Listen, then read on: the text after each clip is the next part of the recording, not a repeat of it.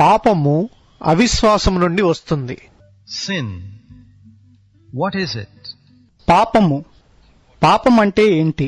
Every religion in the world uses the word sin. లోకంలో ఉన్న ప్రతి మతము పాపము అనే మాటను వాడుతుంది. But I think it's true to say that in the minds of many human beings who are religious, they don't really understand what it is. మతాశక్తి గల అనేక మంది మనుషుల మనసులలో వారికి పాపమంటే ఏంటో నిజంగా తెలియదని చెప్పడం నిజమేనని నేను అనుకుంటాను. Even many who read the Bible, if you were to ask them, what is sin really? Bible చదివే అనేక మందిని కూడా మీరు పాపమంటే ఏంటి అని అడిగితే They don't understand. వారికి అర్థం కాదు. When we understand the sickness, we can find the cure as well. మనం రోగాన్ని అర్థం చేసుకుంటే దానికి విరుగుడును కూడా కనుక్కోగలము. The Bible speaks about how the first man and woman whom God created sinned. దేవుడు సృష్టించిన మొదటి స్త్రీ పురుషులు ఏ విధంగా పాపం చేశారో బైబిల్ చెప్తుంది. And essentially, they sinned because they did not believe that God was a good God who loved them, who gave commands for their good. దేవుడు వారిని ప్రేమించే మంచి దేవుడని, వారి మంచి కొరకే ఆజ్ఞలనిచ్చాడని వారు నమ్మనందుకు వారు పాపం చేశారు. God had placed Adam and Eve in a garden where he told them they could eat anything, they could do anything except one thing. They were not to eat of one particular tree. దేవుడు ఆదాము హవ్వను ఒక తోటలో ఉంచి వారు ఒక్క దాన్ని తప్ప దేన్నైనా తినొచ్చని, ఏమైనా చెయ్యొచ్చని వారితో చెప్పాడు. వారు ఒక్క చెట్టు నుండి మాత్రం తినకూడదు. There God wanted to test their obedience. అక్కడ దేవుడు వారి విధేయతను పరీక్షించాలనుకున్నాడు. And not only test their obedience, but to give them an opportunity to choose what was right and to say no to what was wrong, and thereby develop character. వారి విధేయతను పరీక్షించడమే కాకుండా మంచిని ఎంచుకొని చెడుని విసర్జించి ఆ విధంగా తమ గుణమును అభివృద్ధి చేసుకోవడానికి అవకాశమిచ్చాడు.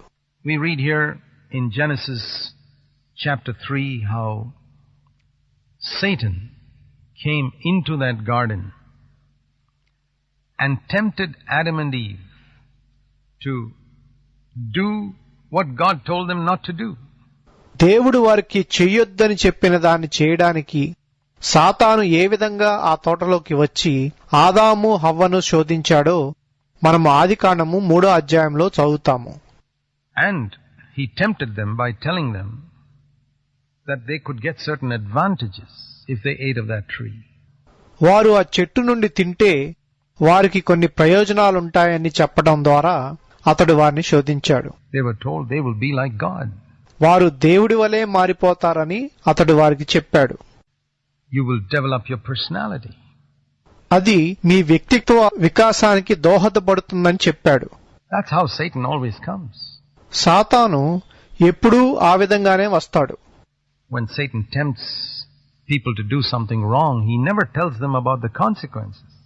సాతాను ప్రజలను తప్పు చేయమని శోధించినప్పుడు వాటి పర్యవసానాల గురించి వారికి చెప్పడు. When Satan tempts a person to take his first alcoholic drink, సాతాను ఒక వ్యక్తిని మొదటిసారిగా మద్యపానాన్ని సేవించమని శోధించినప్పుడు he's not going to tell him how he'll finally become enslaved to alcoholic drink and become a drunkard and waste his money and destroy his family and bring poverty into his home and how his children will suffer and his wife will suffer. He doesn't tell them all that. ఆ వ్యక్తి ఏ విధంగా చివరికి మద్యపానానికి బానిసగా మారి త్రాగుబోతైపోయి తన డబ్బును వృధా చేసి తన కుటుంబాన్ని నాశనం చేసి తన గృహంలోకి పేదరికాన్ని తెస్తాడో, తన పిల్లలు తన భార్య ఎలా బాధపడతారో సాతాను ఆ వ్యక్తికి చెప్పడు. He just says you'll get a kick out of it. దాని నుండి అతడు ఎంతో ఆనందాన్ని పొందుతాడని మాత్రం చెప్తాడు. When he tempts some young person to take drugs, సాతాను ఒక యవ్వనస్తుడను మత్తు పదార్థాలు సేవించమని శోధించినప్పుడు he doesn't tell that person how finally you will destroy your mind and destroy your life, and you'll probably have a premature death. అతడు ఏ విధంగా చివరికి తన మనసును నాశనం చేసుకుని తన జీవితాన్ని నాశనం చేసుకుని అకాల మరణాన్ని పొందుతాడో అతనితో చెప్పడు. And you'll lose all your money, you'll probably become a thief finally because you'd want more and more money with this insatiable craving for drugs. He won't tell him all that. తన డబ్బునంతటినీ పోగొట్టుకుని ఆ మత్తు పదార్థాల కొరకు ఉన్న తృప్తి చెందని కోరిక వలన ఎక్కువ డబ్బు అవసరమైనందున అతడు ఒక దొంగగా మారొచ్చని చెప్పడు. He'll just tell him how you're going to enjoy yourself if you take a little of these forbidden drugs and you'll get a kick out of it. ఆ నిషేధించబడిన మత్తు పదార్థాలను కొంచెం తీసుకుంటే అతడు చాలా ఆనందిస్తాడని మాత్రమే చెప్తాడు. It's exactly like that Satan came to Adam and Eve in the Garden of Eden. ఏదెను తోటలో సాతాను ఖచ్చితంగా ఆ విధంగానే ఆదాము హవ్వ యొద్దకు వచ్చాడు. And there we have an example of how he comes to all human beings today, telling them what they can gain. ఈ రోజు అతడు మనుషులందరి దగ్గరికి వచ్చి వారేమి పొందగలరా చెప్తాడన్నదానికి ఇది ఒక ఉదాహరణ. When he tells a man to steal, he doesn't tell him about all the potential dangers of how he could be locked up in jail and how he could have children who would grow up following his example and be thieves, etc. అతడు ఒక వ్యక్తిని దొంగతనం చేయమని చెప్పినప్పుడు అతడు ఏ విధంగా jail పాలవుతాడో, అతడి పిల్లలు అతడి మాదిరిని పాటిస్తూ ఎలా దొంగలుగా మారతారో అన్న పొంచి ఉన్న ప్రమాదాలను గురించి చెప్పడు. No. He just thinks of that immediate prospect of gaining some money. లేదు, అతడు కేవలం కొంత డబ్బును వెంటనే పొందే అవకాశాన్ని గూర్చి చెప్తాడు. The same way with adultery. వ్యభిచారం విషయంలో కూడా అంతే. Satan doesn't tell people about the consequences, only the immediate pleasure. సాతాను మనుషులకు దాని పర్యవసానాలను గూర్చి చెప్పడు, వెంటనే పొందే ఆనందాన్ని గూర్చి మాత్రమే చెప్తాడు. Remember this thing whenever you're tempted. మీరు శోధింపబడినప్పుడు ఈ విషయాన్ని గుర్తుంచుకోండి. Temptation always offers a certain forbidden pleasure. శోధన నిషేధించబడిన ఆనందాన్ని అందిస్తుంది. But if you are sensible, you will think of the consequences. కానీ మీకు విచక్షణ ఉంటే మీరు పర్యవసానాలను గూర్చి ఆలోచిస్తారు. The sensible man always thinks about the future, not just about the immediate, the present. విచక్షణ గల వ్యక్తి ప్రస్తుతం గూర్చి మాత్రమే కాకుండా ఎల్లప్పుడూ భవిష్యత్తు గూర్చి కూడా ఆలోచిస్తాడు. He thinks, what's going to be the result of my action? నేను చేసే పని యొక్క ఫలితం ఏంటని ఆలోచిస్తాడు. And if you think about the result of your action, there are many things you will not do. మీరు చేసే పనుల ఫలితాలను గురించి మీరు ఆలోచిస్తే మీరు అనేకమైన పనులను చేయరు. Animals don't think about the results of their action, though many animals do. జంతువులు సాధారణంగా వాటి పనుల యొక్క ఫలితాలను గూర్చి ఆలోచించవు, కానీ కొన్ని జంతువులు ఆలోచిస్తాయి. That's why many animals are sensible, more sensible than human beings. అందుచేత కొన్ని జంతువులు మనుషుల కంటే ఎక్కువ విచక్షణ కలిగి ఉంటాయి. But very often animals don't know what are the consequences of some things they do. కానీ చాలాసార్లు జంతువులకు అవి చేసే పనుల పర్యవసానాల గురించి తెలియదు. But we do. కానీ మనకైతే తెలుసు. We've seen around us so many examples of people who have destroyed themselves by wrong actions. వారు చేసిన తప్పుడు పనుల ద్వారా వారిని వారు నాశనం చేసుకున్న మనుషుల యొక్క ఉదాహరణలను మనం చుట్టూ చూస్తాం. And Adam and Eve took a very important decision that day that produced lifelong consequences, not only for themselves, but for their children and grandchildren and all their descendants. వారి జీవితకాలమంతా ఉండే పర్యవసానాలే కాకుండా తమ పిల్లలు, మనవళ్ళు మరియు వారి సంతానమంతయు అనుభవించే పర్యవసానాలకు కారణమైన అతి ముఖ్యమైన నిర్ణయాన్ని ఆదాము హవ్వలు ఆ రోజు తీసుకున్నారు. And from that we should learn one thing. దాని నుండి మనం ఒక విషయాన్ని నేర్చుకోవచ్చు. That all the decisions we take in life produce consequences. మనం తీసుకున్న నిర్ణయాలన్నిటికీ పర్యవసానాలుంటాయి. We have to reap what we sow. That's what the Bible says. మనం విత్తిన దాన్నే మనం కోస్తాము. బైబిలు అదే చెప్తుంది. And many times, it's not only we who are going to suffer the consequences, our children will have to reap the bitter fruit of what we sow.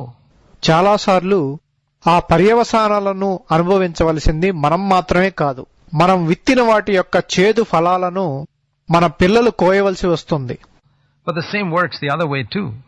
దీనికి విరుద్ధమైంది కూడా నిజమే. If you sow what is good, మీరు మంచి వాటిని విత్తితే your children are going to reap the good fruit of what you sow. మీ పిల్లలు మీరు విత్తిన వాటి యొక్క మంచి ఫలాలను కోస్తారు. In Adam's case, he and his wife were sent out of God's presence from that garden for the rest of their lives. Adam విషయంలో ఏం జరిగిందంటే అతడు అతని భార్య ఆ తోటలోనున్న దేవుని సన్నిధి నుండి తమ జీవితాంతము పంపివేయబడ్డారు. So don't think that the little choices that you make today in life are unimportant. కాబట్టి మీరు ఈ రోజు జీవితంలో తీసుకునే చిన్న నిర్ణయాలు ముఖ్యం కాదని, And that you'll never reap a harvest in the future of what you're sowing today. మీరు ఈ రోజున విత్తిన వాటిని భవిష్యత్తులో ఎప్పుడు కోయరని మీరు అనుకోవద్దు. It's not true. అది నిజం కాదు. I mean, the devil will blind you and make you think that such things won't happen, but they will. అపవాది మిమ్మును గ్రుడ్డివారిగా చేసి అలాంటివి జరుగువని అనుకునేటట్లు చేస్తాడు, కానీ అవి జరుగుతాయి. But as we considered in an earlier study, why does God allow us to be tempted? అయితే మనం ఒక ధ్యానంలో చూచినట్లు మనం శోధించబడటానికి దేవుడు ఎందుకు అనుమతిస్తాడు? So that our character may develop. ఎందుకంటే మన గుణమును అభివృద్ధి చేయడానికి. He doesn't want robots. ఆయనకు మరమనుషులు వద్దు. He doesn't want inanimate beings that just grow automatically according to certain laws of nature. ప్రకృతి నియమాల ప్రకారము వాటంతటికవే ఎదిగే అచేతనమైన వాటిని ఆయన కోరుకోవడం లేదు. He wants us to be moral beings who choose to do what is good. మంచిని ఎంచుకునే నైతిక జీవులుగా మనముండాలని ఆయన కోరుకుంటున్నాడు. That's the only way we can be children of God. ఆ విధంగా మాత్రమే మనం దేవుని పిల్లలం కాగలము.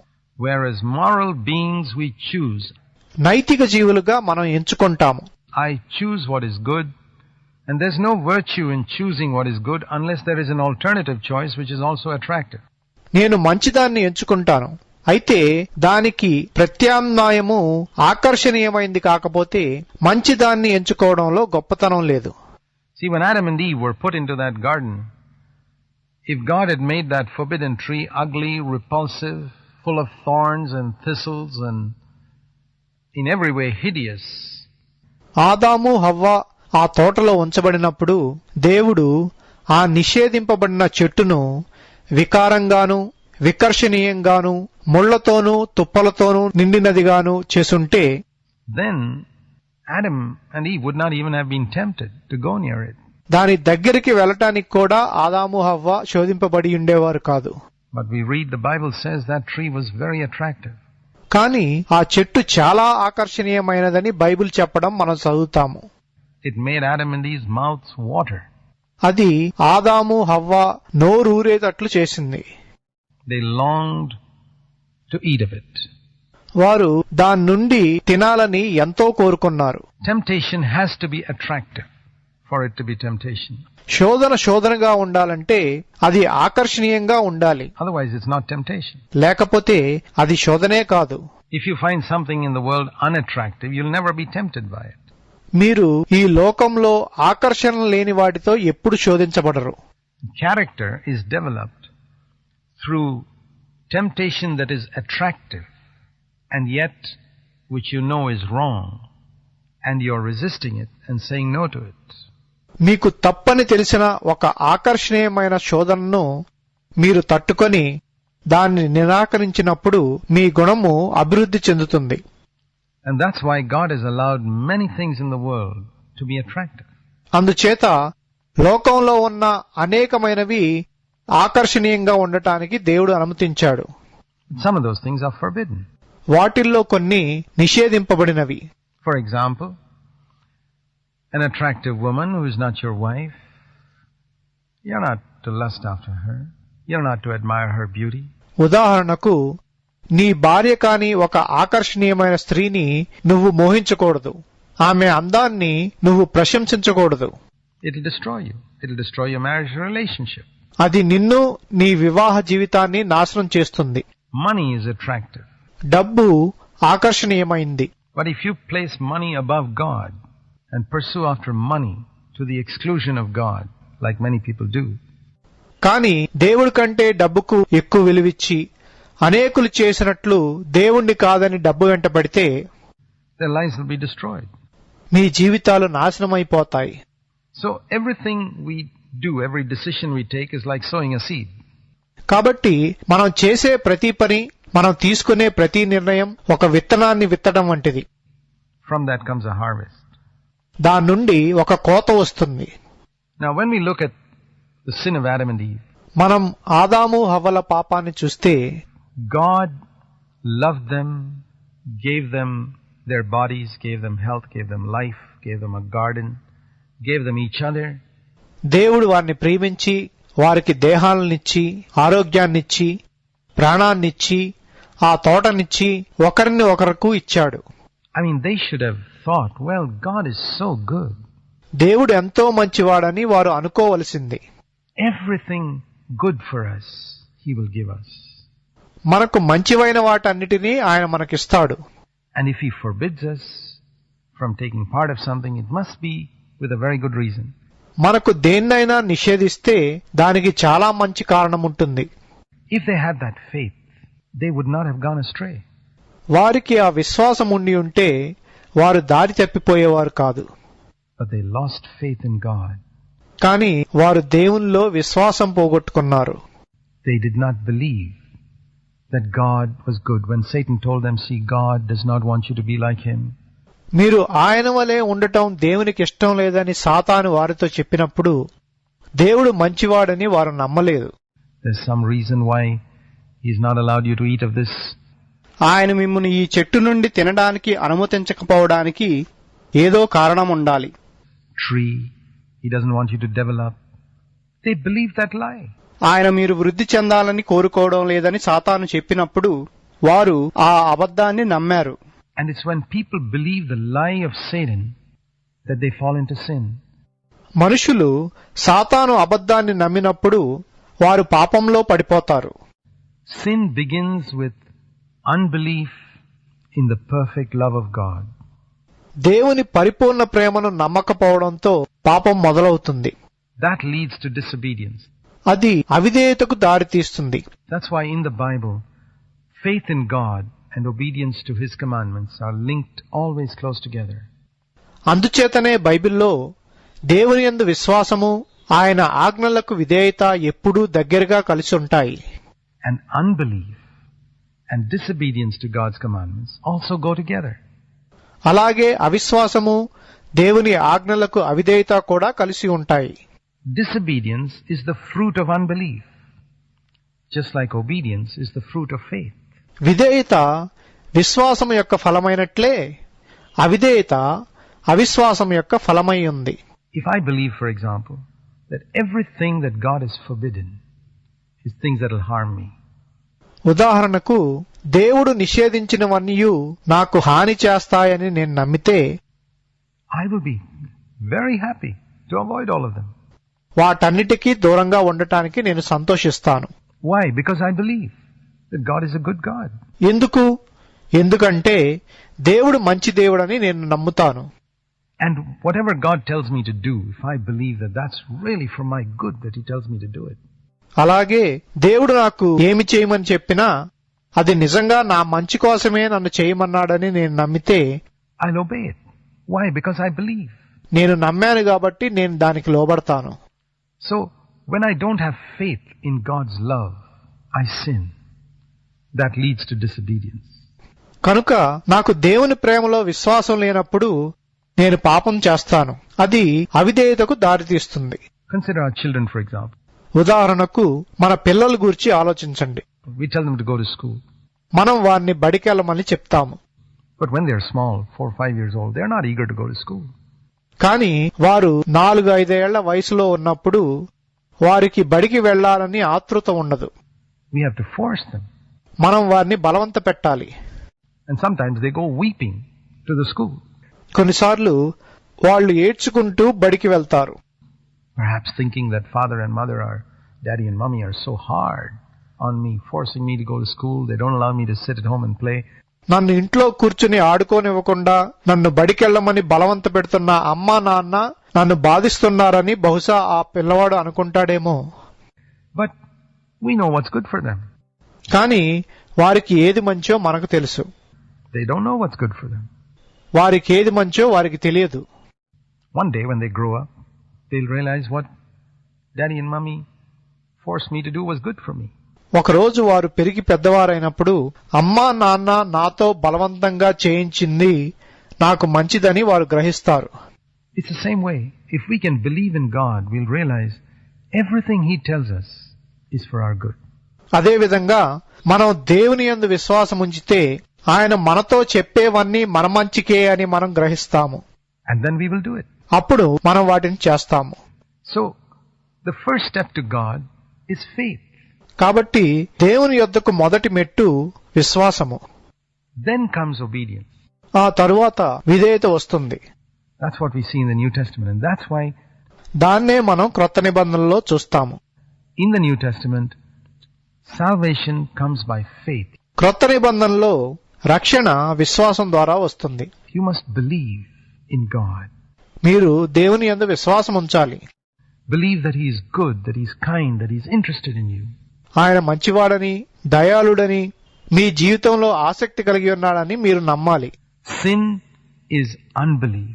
పాపం అంటే అవిశ్వాసము. You don't believe that God is good. దేవుడు మంచివాడని మీరు నమ్మరు. And therefore you do the things which He tells you not to do, కాబట్టి ఆయన చేయొద్దన్న పనులను మీరు చేస్తారు. which He, through the conscience within you, tells you to avoid.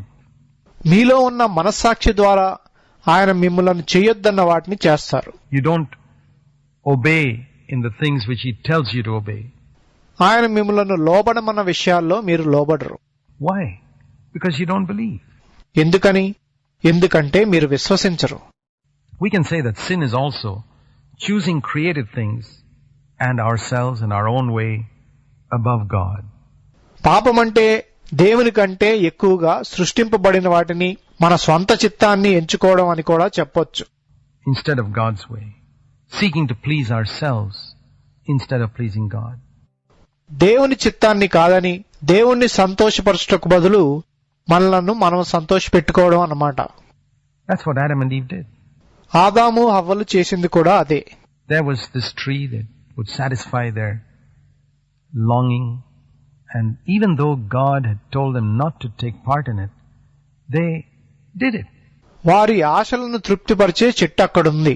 దేవుడు వారిని దాని నుండి తినొద్దని చెప్పినప్పటికీ వారు దాని నుండి తిన్నారు. Why do people commit adultery? మనుషులు వ్యభిచారం ఎందుకు చేస్తారు? It's because they want their own way. వారు వారి స్వంత మార్గాన్నే కోరుకుంటారు. They want to please themselves. తమ్మును తాము సంతోషపరచుకోవాలని చూస్తుంటారు. They don't believe what God says, this is going to harm you. ఇది మీకు హాని చేస్తుందని దేవుడు వారితో చెప్పే మాటను వారు వినరు. Once our minds are enlightened to see this truth, that God is a good God, everything He forbids us from taking part of is for our good. Everything He tells us to do is for our good. దేవుడు మంచివాడని, ఆయన మనకు నిషేధించినవన్నీ మన మంచికేనని, ఆయన మనల్ని చేయమని చెప్పినవన్నీ మన మంచికేనని ఈ సత్యాన్ని చూడటానికి మన మనోనేత్రాలు తెరవబడినప్పుడు We will submit to God. We'll submit to Jesus Christ. మనం దేవునికి లోబడతాము. మనం యేసుక్రీస్తుకి లోబడతాము. We'll open our hearts to the teaching of Christ in the Scriptures. లేఖనాల్లో ఉన్న క్రీస్తు యొక్క బోధలకు మన హృదయాలను తెరిచి And say, Lord, I want to obey your word. ప్రభువా, నేను నీ వాక్యానికి లోబడాలనుకుంటున్నాను అని చెప్తాము. I want to encourage you to turn to the Bible and read it. మీరు బైబిల్ తెరచి దాన్ని చదవాలని మిమ్మల్ని ప్రోత్సహించాలనుకుంటున్నాను.